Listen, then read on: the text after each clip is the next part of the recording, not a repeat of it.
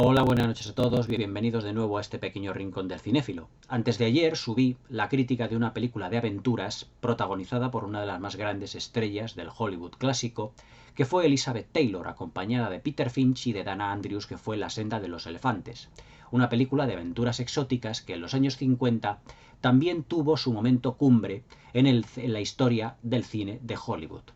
Pero también hubo otra clase de películas de aventuras que eran adaptaciones de grandes novelas también de aventuras. Y evidentemente uno de los más grandes escritores de novelas de aventuras fue el francés Julio Verne. Aquí, como películas adaptadas de novelas de Julio Verne en el canal, ya se he comentado tres, y esta noche va a ser la cuarta. Estas tres anteriormente que os he comentado fueron 20.000 leguas de viaje submarino de Richard Fleischer del año 54 con James Mason y Kirk Douglas. Los hijos del Capitán Grant de 1962, protagonizada por Maurice Chevalier y por Hayley Miles del año 62, ya os lo he dicho, y también La vuelta al mundo en 80 días, una gran superproducción de Michael Todd y de Michael Anderson, que se llevó auténticamente un aluvión de Oscars en su día, protagonizada por David Niven y por Mario Moreno Cantinflas, y por Shirley MacLaine, evidentemente, también todo hay que decirlo. Y la película que o que os voy a comentar esta noche pertenece también a ese pequeño ciclo que os dije yo de grandes adaptaciones de clásicos literarios. A mí los clásicos literarios que más me gustan son las películas también, las novelas de aventuras y evidentemente las películas de aventuras. Y durante los años 50 y principios de los 60, pues no solo Hollywood se dio, dependiendo de la productora, se dio evidentemente a un cine de carácter más exótico, aventurero, sino también adaptaciones de grandes películas que nos llevasen a mundos perdidos, con toques de ciencia ficción y de fantasía.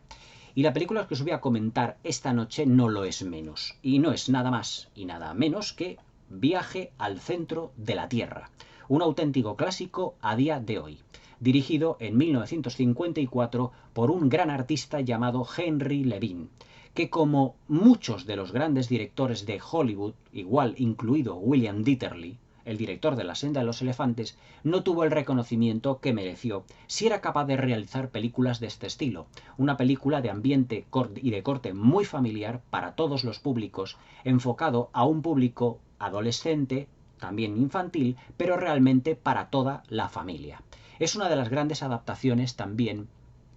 de las novelas de Julio Verne, aunque en este caso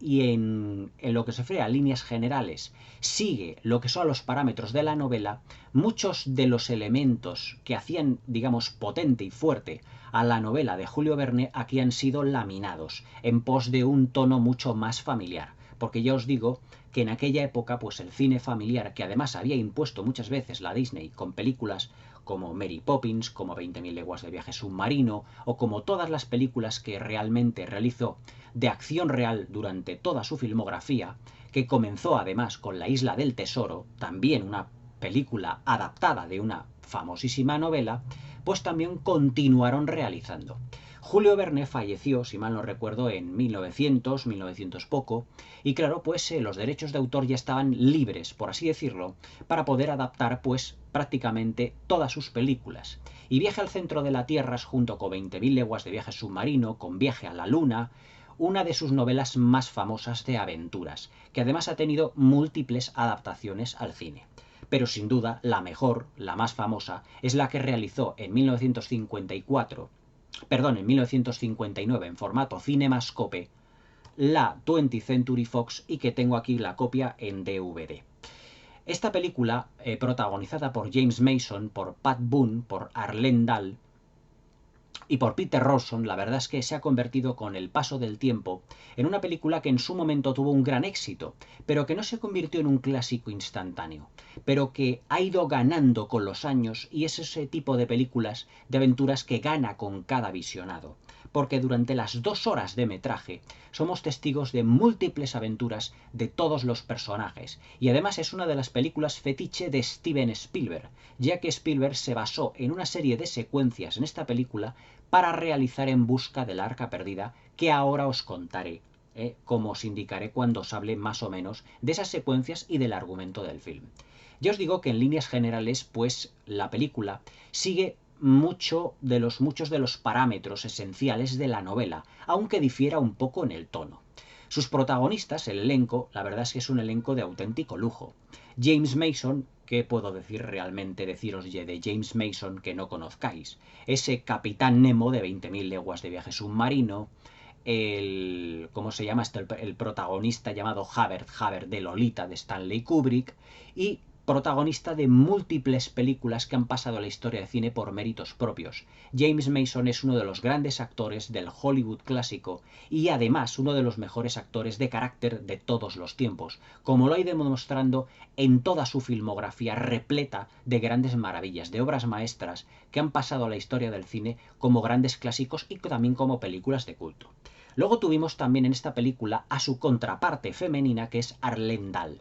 En la novela no hay personaje femenino, pero sí lo hay en la película, porque evidentemente tenían los productores y el director que tener un personaje femenino para atraer a las personas, es decir, para atraer también a un público femenino a la sala. Y evidentemente que no fuera la película estuviese cargada única exclusivamente de testosterona, es decir, que no solo fueran hombres los que tuviesen protagonismo, sino que también hubiese una mujer que fuese la protagonista en la expedición del viaje al centro de la Tierra, que ahora os comentaré un poquito así en líneas generales lo que es el argumento, y que funcionase como contrapartida al personaje de James Mason. Luego tuvimos a Pat Boone, que además era un cantante muy conocido de la época, que era el que llamaba, por así decirlo, la atención de la juventud de aquel entonces. Y a un atleta de origen europeo llamado Peter Ronson, que fue su debut en el cine, pero que fue la única película que realizó, porque después de lo que fue el rodaje, pues se supone que él decidió que no era aquello, el arte del cine no era lo suyo, sino que el deporte era más lo suyo, era un atleta. La verdad es que lo que se refiere al apartado interpretativo, Viaje al centro de la Tierra se puede situar entre lo sublime y lo correcto. Arlene Dahl no es que fuera, por ejemplo, la contraparte de James Mason, una de las grandes estrellas del Hollywood clásico. Es una de las últimas, digamos, supervivientes de la época del Star System, pero no era una estrella de primera fila como pudiera serlo, por ejemplo, en los años 50, pues Marilyn Monroe, como lo fuera Jane Russell, o como anteriormente lo habían sido Rita Hayworth, o como lo había sido Barbara Stanwyck o Katharine Hepburn. Siempre fue una estrella como más de segunda fila, una especie, yo siempre la he visto como una especie de fotocopia,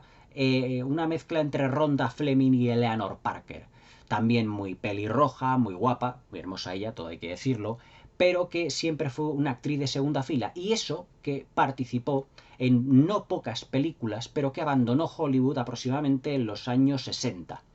Y que protagonizó películas junto a grandes actores, sí de primera fila, como Robert Taylor, como Van Johnson, pero que ella no logró destacar realmente porque fue, digamos, opacada por las grandes estrellas del momento, sobre todo en los años 50, la época pues prácticamente dorada del Star System de Hollywood.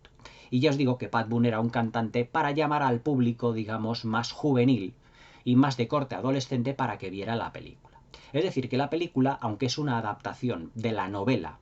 de Julio Verne, es una adaptación un tanto libre en el sentido de los personajes.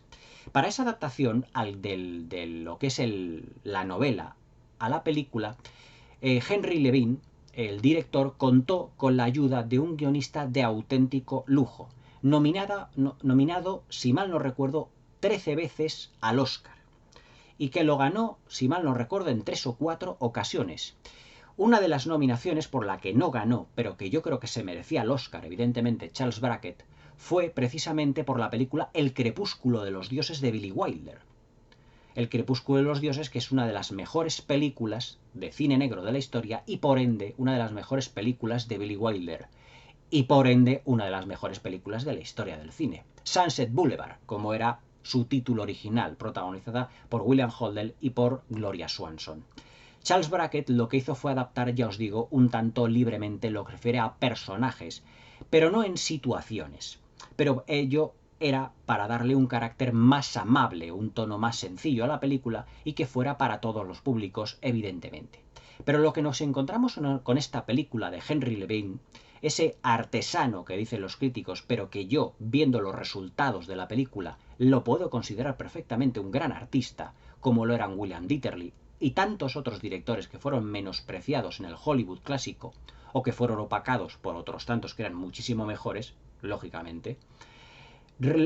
consiguió una película, ya os digo, de presupuesto medio alto para la época, que tuvo una gran aceptación en su momento, pero que el tiempo fue lo que la ha convertido en auténtico clásico. Y es que de todas las adaptaciones que como os he dicho, de Viaje al centro de la Tierra, es la mejor indudablemente. En el Edimburgo de 1880, aunque la novela se desarrolla en Alemania, los personajes son alemanes, aquí los han cambiado por escoceses, a un profesor de universidad llamado Oliver Lindenbrook, que es el personaje de James Mason, le dan el título de Sir. Entonces en su universidad pues le preparan pues una gran, por así decirlo, una gran fiesta y le regalan, porque él es un profesor de geología, le regalan una especie de roca traída de Islandia. Y en esa roca, cuando la está estudiando, encuentran dentro una plomada. Una plomada, además, que viene con unas inscripciones de un personaje que se supone había llegado a determinadas profundidades de la Tierra. Porque además esa roca, las características que tiene, no es una roca volcánica al uso. Por lo tanto, el profesor Lindenbrook se tira mucho tiempo en estudiar toda esta roca para intentar dar, evidentemente, con el misterio que la encierra. Y después de una serie de lucubraciones, llega a la conclusión de que esa roca ha sido encontrada seguramente en las profundidades de la Tierra a través de una serie, por así decirlo, de pistas que le va dando la plomada, que tiene inscritas, además, alrededor del elemento mismo. Para los que no sepáis lo que es una plomada era un elemento que antiguamente se utilizaba para medir el terreno. Es decir, hoy en día los topógrafos utilizan los llamados teodolitos. Pero antiguamente se utilizaban las plomadas, que eran una especie, pues como de, como os diría yo, como de peonza, en el que estaba pendiente de un hilo, y según la plomada donde cayese, cómo cayese, pues podían medirse las alturas a las alturas del terreno, marcando diferentes distancias, para que os hagáis más o menos una idea lo que es una plomada. Yo es que como lo he estudiado, pues, pero evidentemente no he estudiado lo que era una plomada, sino lo que es topográficamente un teodolito, pero no una plomada, porque es un elemento de medición del terreno de prácticamente hace 150 años. Pero bueno, en la plomada se ve la inscripción de un personaje llamado Sagnussen, que se supone había llegado a unas profundidades de la Tierra realmente impresionantes, y que en la erupción de un volcán se encontró una roca que es precisamente la que esos estudiantes del profesor Lindenbrook se lo van a dar como regalo. Evidentemente esta roca pues está fosilizada, pero él al estudiarla se parte en dos esa roca y la plomada está en el interior de la roca. Es decir, es como si la lava la hubiese cubierto esa plomada y luego, por una erupción volcánica, esa plomada hubiese resistido el paso del tiempo, se hubiese fosilizado, por así decirlo. Algo también de componente muy fantástico.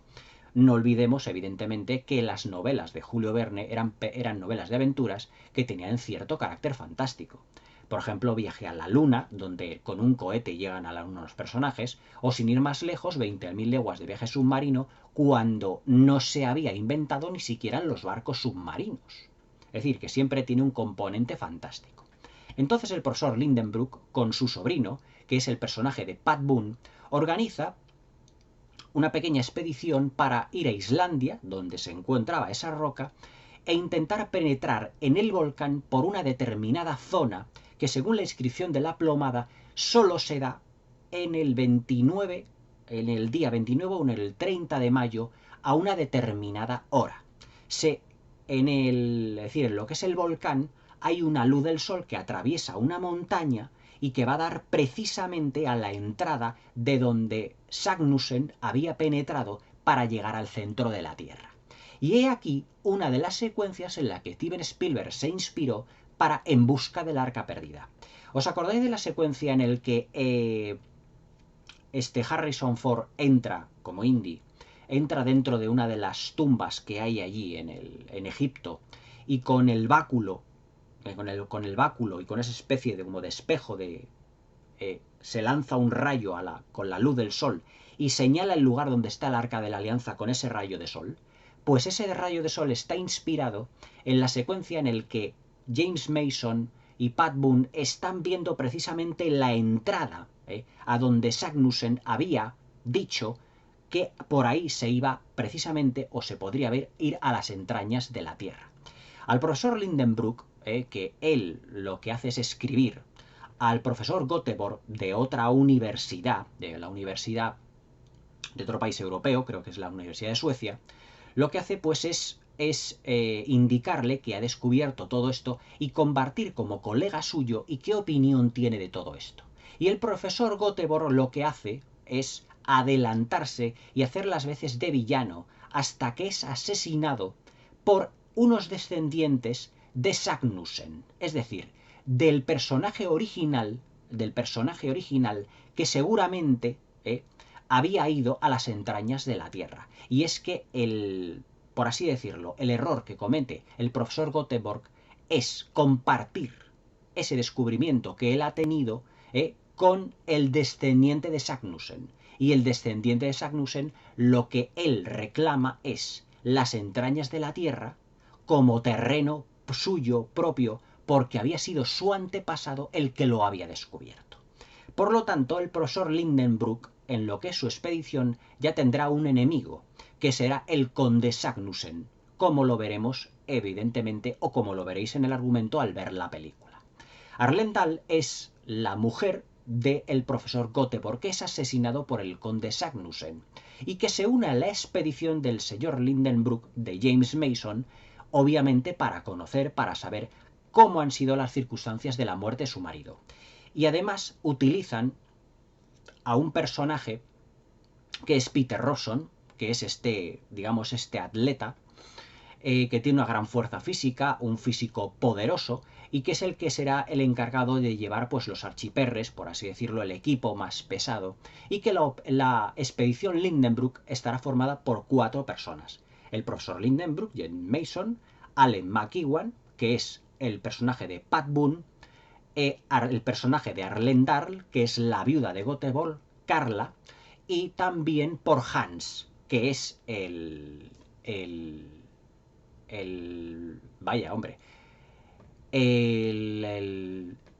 atleta europeo que os había comentado, y que además habla islandés, es un personaje islandés, y que además tiene una presentación en la película pues harto original, ya que a James Mason, al personaje de Lindenbrook, antes de su expedición, le capturan y lo que hacen es llevarle a una especie como de lugar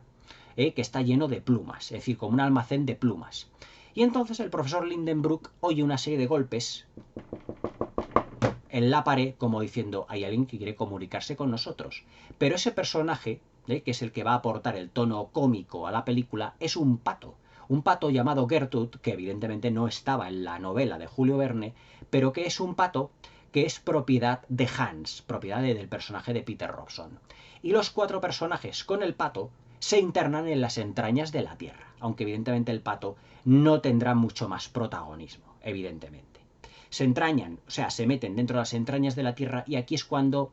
empieza la auténtica aventura de la película, que tarda un poquito en arrancar, pero que cuando arranca, la verdad es que es una sucesión de secuencias, todas ellas magníficas, que no dan respiro al espectador. Somos testigos de cómo los personajes van atravesando cavernas, cuevas con estalactitas y estalagmitas. Es realmente fenomenal y ha pasado a la historia del cine. Muchas veces imitada la secuencia en la que encuentran un bosque de setas gigantes también,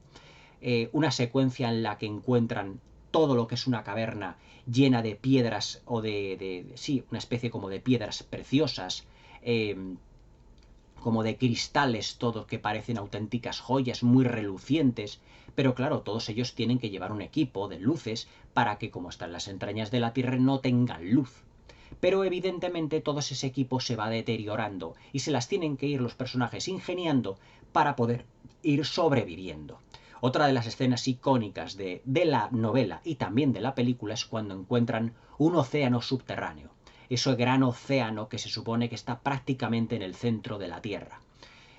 Construyendo además una gran balsa para atravesarlo, porque el profesor Lindenbrook quiere encontrar, digamos, al Sagnussen, es decir, al que estuvo allí originalmente hacía mucho tiempo, pero no tiene muchas experiencias de encontrarlo. Y Arlendal, evidentemente, lo que quiere saber es conocer quién es el que mató a su marido. Y el que mató a su marido es el conde Sagnussen, que los ha, por así decirlo, seguido durante todo su recorrido, y que además la expedición Lindenbrook le cogerán a él y le utilizarán, digamos, no es que le utilicen, sino que le utilizarán, le usarán allí, pues digamos, como otra persona de la expedición, pero non grata. Y además es que celebran hasta una especie de juicio y le quieren castigar prácticamente a muerte, condenarle a muerte, porque evidentemente Arlendal se siente ofendida porque ha matado a su marido. Cuando, por ejemplo, llegan a todo lo que es ese océano subterráneo, el conde Sagnussen se adelanta y le dice: este océano se llamará el océano Sagnussen, porque yo he sido el primero en verlo y en descubrirlo. Y porque ustedes están en mis terrenos, porque un antepasado mío estuvo antes que ustedes aquí, diciéndoselo todo esto a James Mason. La interpretación de James Mason en esta película es realmente impresionante. Siempre James Mason ha sido un actor que se ha caracterizado por tener un gran carácter, por tener una gran personalidad, por dar a su personaje toques de humanismo, pero a la vez un tanto, digamos, ¿cómo os diría yo? Un tanto, no digamos chabacanos, pero sí un poco machistas. Es decir, se niega a que a un personaje femenino vaya a una expedición, incluso cuando sabe que su marido había sido asesinado por el conde Sagnussen. Es decir, hay una serie de elementos que transforman al personaje de Lindenbrook, a James Mason, en un personaje que es como las dos caras de una misma moneda. Es decir, tiene un gran corazón, porque hay una secuencia en la que Alec, es decir, su sobrino, el personaje que interpreta Pat Boone, desaparece, es decir, se pierde dentro de ese laberinto de cavernas,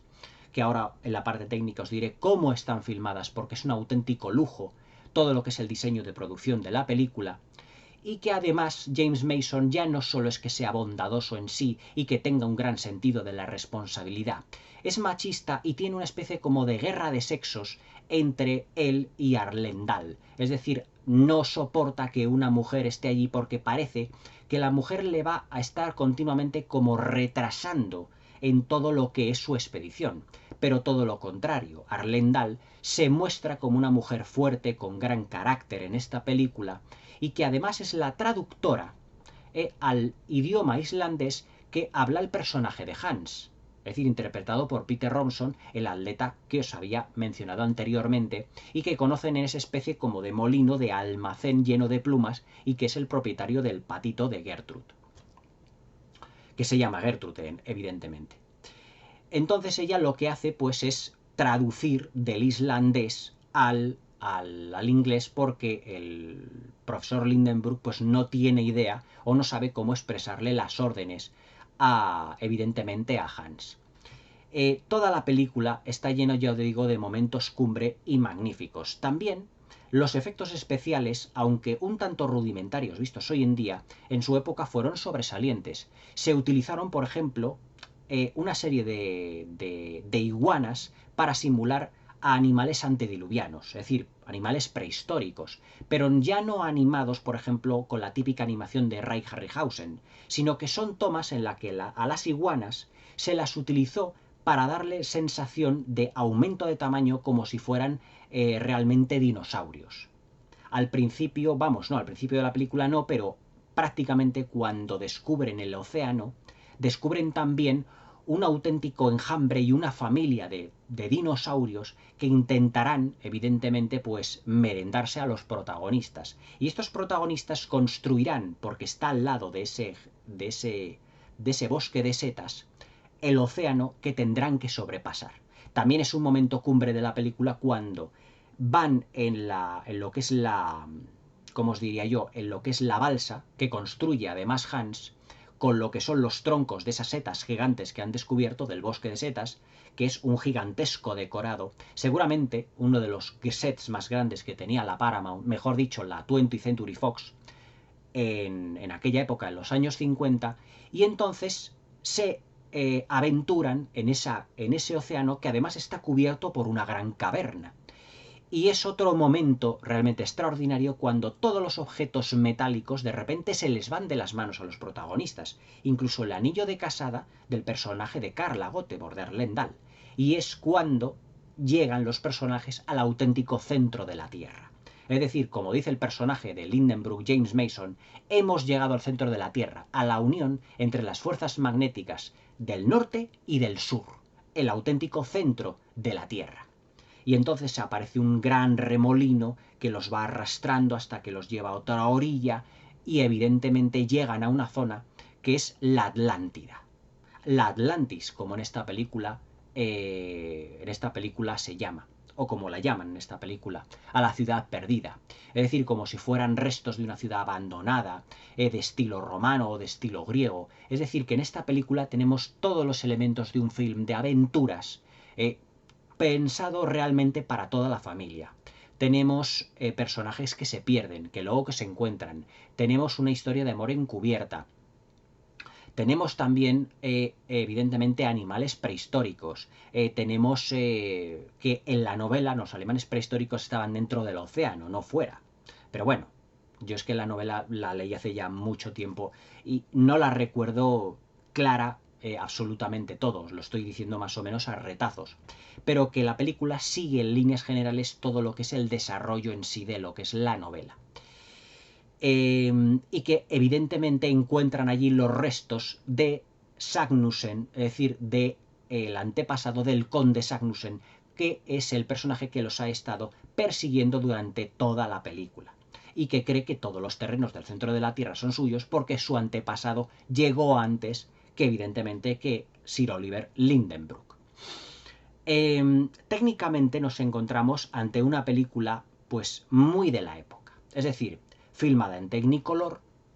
con unos decorados gigantescos, tremendos, y con una excelente puesta en escena basada en la dirección artística y en el diseño de producción, muy evidentemente de toque victoriano. Es decir, estamos desarrollando la historia al principio de la película en un Edimburgo de 1880, o sea, plena era victoriana. Y entonces nos encontramos con la típica decoración victoriana, pero hecha al estilo hollywoodiense, es decir, no hecha al estilo inglés, sino al estilo hollywoodiense, con el Technicolor luciendo todas las habitaciones de lo que es la universidad, de lo que es el sótano donde el profesor Lindenbrook donde hace sus experimentos, lo que es la gran biblioteca de la casa del profesor Lindenbrook, el vestuario que a medida que se va pasando la aventura va a ir deteriorando a todo lo que son los personajes visualmente hablando. Se topan los personajes evidentemente con un montón de aventuras, pero sobre todo la película destaca en la dirección artística ya no en la ambientación victoriana, sino en la ambientación del interior de la Tierra, ayudado con efectos especiales con pinturas mate que luego además la Walt Disney Pictures realizaría también múltiples películas con pinturas mate, como por ejemplo La isla del fin del mundo, que la tenéis aquí comentada, que no es una novela, no es una película basada en una novela de Julio Verne, pero que poco le falta realmente, porque sigue ese estilo, ese típico estilo de películas donde unos personajes se adentran en mundos perdidos, en civilizaciones antiguas. Todas esas películas a mí siempre me han fascinado. Y Viaje al centro de la Tierra es un claro exponente de lo que eran esas películas, de una serie de personas que son científicos, que se adentran en mundos perdidos, que encuentran restos de civilizaciones ya abandonadas, que se encuentran con animales prehistóricos, y que luego durante la década de los 60 y también de los 70 se realizaron una serie de películas de serie B protagonizadas, algunas de ellas por Doug McClure, otro actor del que ya os hablaré en otras ocasiones, también con Peter Cushing, pero que ya no tuvieron ni la calidad ni el interés de las grandes producciones, como por ejemplo de la 20th Century Fox, evidentemente, porque esta película es rodada y filmada en una productora y en grandes estudios de una de las majors más importantes de la historia del cine.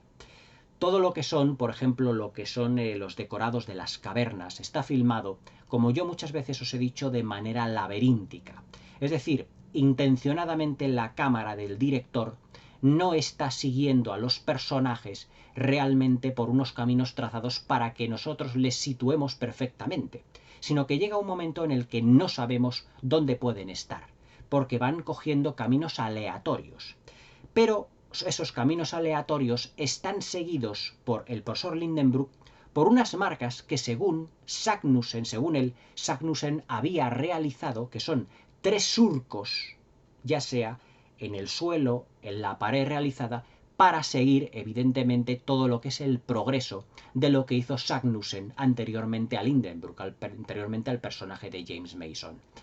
Pero que claro, es un recorrido completamente aleatorio, no hay evidentemente indicaciones en el interior de la teoría diciendo por aquí tiene que ir usted o por... No, o sea, fue un recorrido muy aleatorio pero muy laberíntico a su vez.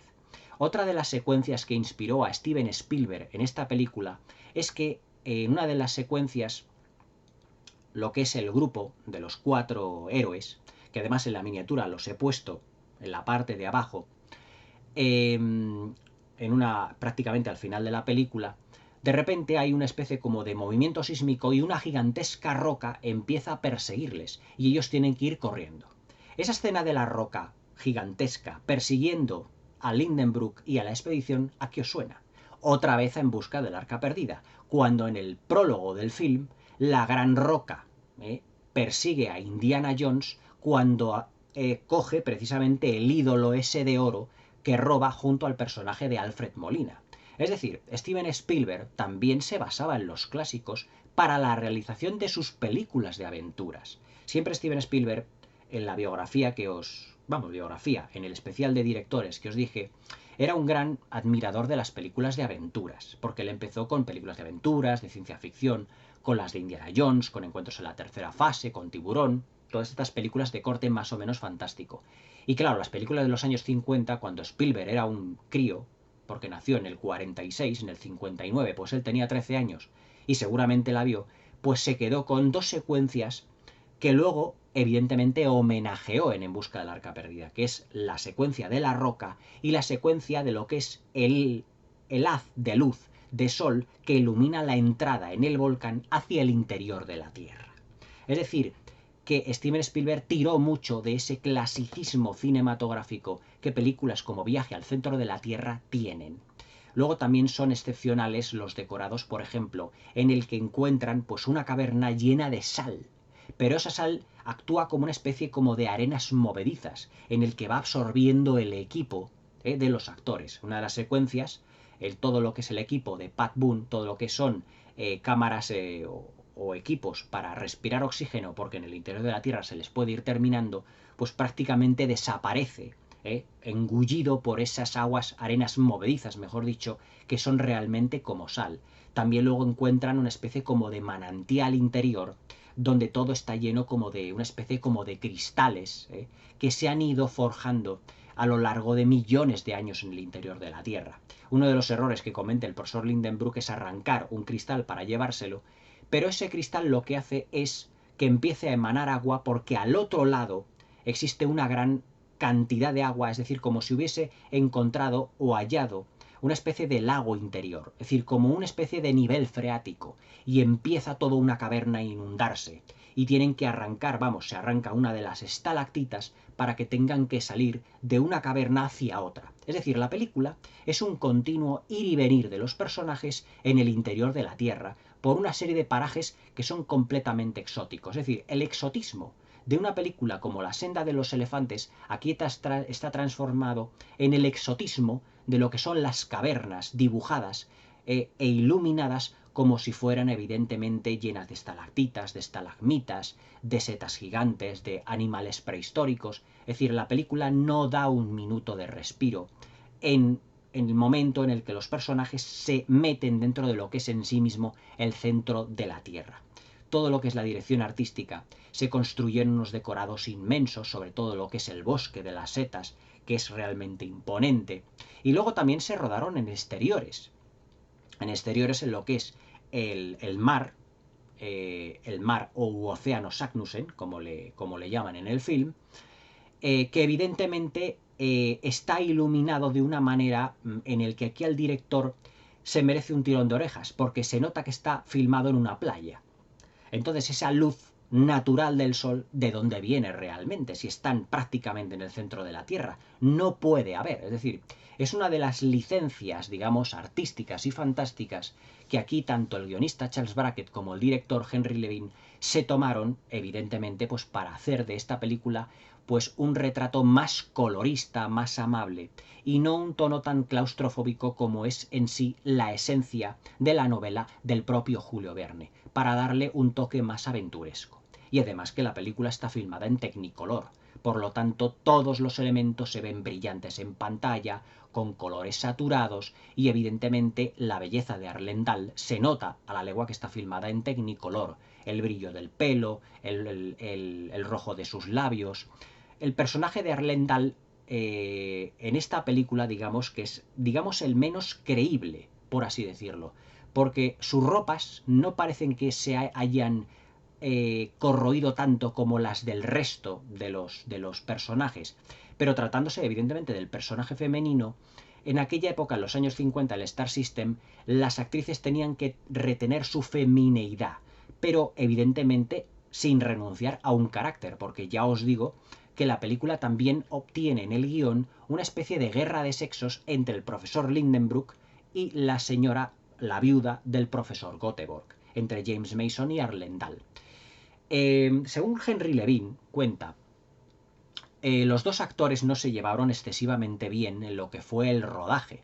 porque James Mason pues estaba acostumbrado pues a trabajar, o pensaba que iba a trabajar con estrellas o con actores más de su talla.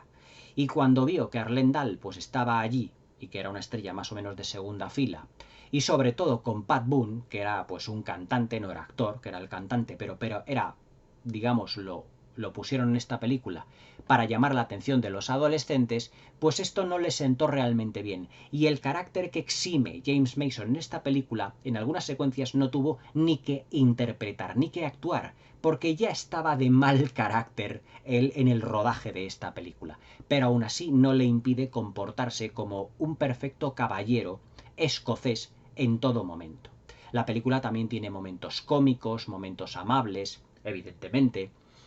Tiene un grado de solemnidad, sobre todo el personaje de Lindenbrook, de James Mason, realmente fascinante, porque es un iba a decir un viejo, es un profesor, un maestro de universidad, pero a la vieja usanza. Es decir, es una persona que se involucra mucho con sus alumnos. Es un personaje que realmente se preocupa porque entiendan la geología, porque la vivan realmente. Todo ello reflejado en ese regalo que le hacen cuando lo proclaman Sir al principio de la película. Es decir, que Oliver Lindenbrook es realmente Sir Oliver Lindenbrook durante todo el film. Luego también existe una canción al principio de la película,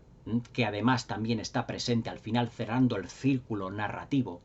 Y también Pat Boone, que pues como era un cantante, pues digamos que nos deleita, entre comillas, con una pequeña canción en la película. Pero que, al contrario de otras críticas que yo he leído de esta película, que efectivamente contrataron a Pat Boone para que llamara a un público, digamos, más adolescente a lo que es el cine, decían que la película tenía muchas canciones de él. Todo lo contrario, solo tiene una y dura pues prácticamente un par de minutos. Es decir, es muy breve, muy breve. Y luego, evidentemente, el momento cumbre de la película es cuando encuentran al final la ciudad perdida de Atlantis. Pero claro, todos estos elementos argumentales no quiero describirlos de una manera tan sumamente profunda, porque me gustaría que esta película la vieseis. Es un clásico del cine aventuras de todos los tiempos, lo que es Viaje al centro de la Tierra, con un elenco de actores magnífico en toda su extensión, con unas interpretaciones correctas, pero que realmente el auténtico rey de la función es James Mason. Si ya James Mason había tenido una muy buena acogida haciendo de Capitán Nemo en 1954 en 20.000 leguas de viaje submarino, aquí el profesor Lindenbrook, que es el personaje que él interpreta, no le puede hacer ascos y no le hace pues prácticamente, o sea, no es que esté a la altura de la interpretación del Capitán Nemo, porque Richard Fraser era más director de actores que Henry Levine, que era más artesano, aunque yo le consideraría más artista, pero Richard Fleischer era uno de los grandes del cine de aventuras del Hollywood dorado. Acordaos, por ejemplo, de la película de Los Vikingos, protagonizada por Kirk Douglas y por Ernest Borgnine, también otra de las grandes del cine de aventuras que comentaré aquí en el canal, evidentemente. Ahora vamos a tener un pequeño ciclo de películas de aventuras, para que la vuelta al trabajo se os haga un poquito más liviana, si me veis todos estos títulos que evaden y que además te hacen volar la imaginación, te meten en mundos perdidos, en todo ello.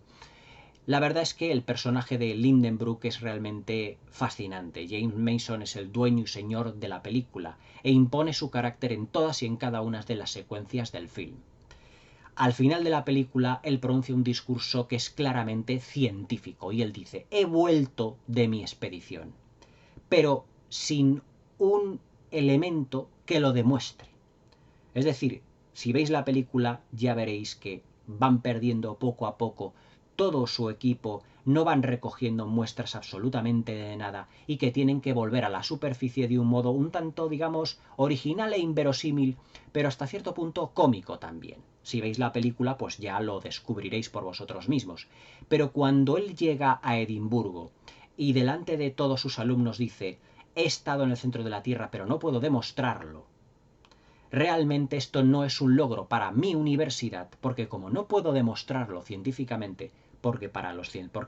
científicos no poder demostrar algo significa que no existe, cosa que no es verdad, evidentemente. El amor existe, la venganza, los sentimientos, las emociones existen y no se pueden expresar con una fórmula matemática. Pero para los científicos, lo que no se pueda expresar matemáticamente o que no se pueda experimentar de una manera teórica o práctica, pues realmente tampoco existe. Y dice: no puedo adueñarme de un mérito que sea haber descubierto el centro de la Tierra y dotar a mi universidad de un prestigio que en realidad no le corresponde, porque yo no puedo demostrar que he estado en el centro de la Tierra. Es decir, Sir Oliver Lindenbrook es un científico y un profesor de la vieja escuela, un profesor de honor, una persona que se guía por códigos de honor precisamente. Viaje al centro de la Tierra es una gran adaptación, una película para toda la familia, para todos los públicos, con toda clase de personajes con los que identificarse. El profesor Lindenbrook será identificable para las personas más mayores, Pat Boone para los más jóvenes y los adolescentes, y el personaje de Erlendal, la que se terminará convirtiendo en pareja de Sir Oliver Lindenbrook, evidentemente los que se pelean se desean en la película, pues también se identificarán muchas mujeres con ella porque tiene un fuerte carácter, incluso le planta cara a Sir Oliver Lindenbrook y en no pocas ocasiones le da una serie de consejos muy buenos que salvarán en algunas ocasiones la vida de lo que es la expedición Lindenbrook. Viaje al centro de la Tierra es un clásico de 1959. Pertenece a esa época en la que Hollywood hacía adaptaciones de novelas de aventuras que eran realmente brillantes. Las aventuras, por ejemplo, de los hijos del Capitán Grant, de la Walt Disney Pictures, es un título emblemático del cine de aventuras. Hayley Miles está extraordinaria, con una serie de personajes y de actores extraordinarios, como por ejemplo Sir Wilfred Hyde-White, Michael Anderson Jr. y George Sanders. Y luego tenemos 20.000 leguas de viaje submarino, tenemos La Vuelta al Mundo en 80 días, es decir, tantas y tantas películas basadas en relatos de Julio Verne que eran aventuras puras y duras. Y que además el componente fantástico, el componente de ciencia ficción siempre existía, lo que les hacía unas películas, mejor dicho, unas novelas de aventuras y luego en adaptaciones unas películas de aventuras realmente especiales. Y Viaje al centro de la Tierra lo es. Es un auténtico clásico a día de hoy. Si La senda de los elefantes es un clásico en lo que a aventuras exóticas se refiere, Viaje al centro de la Tierra del 59 de la 20th Century Fox y protagonizada por James Mason y por Arlen Dahl es un clásico del cine de aventuras de adaptaciones literarias. Os dije que en algunas ocasiones iba a realizar reviews de películas de adaptaciones de clásicos literarios. La vuelta al mundo en 80 días, Historia de dos ciudades, ahora vamos por Viaje al centro de la Tierra y tantas otras que nos quedarán. Si os gusta la literatura como a mí y el cine, Viaje al centro de la Tierra es un clásico que no os podéis perder. Una película imprescindible y una película de culto a día de hoy. James Mason en estado auténticamente de gracia y rodeado por un guionista excepcional y con un diseño de producción y una puesta en escena muy notables para la época. No se puede decir que sea una superproducción, pero era una película cuya calidad estaba muy por encima de la media de todas las películas que vinieron posteriormente. Hoy en día una película del encanto del viaje al centro de la Tierra es completamente imposible. Es más, creo que en el año 2004-2005 se realizó una versión protagonizada creo que por Brendan Fraser y luego tuvo una segunda parte con Dwight Johnson, creo,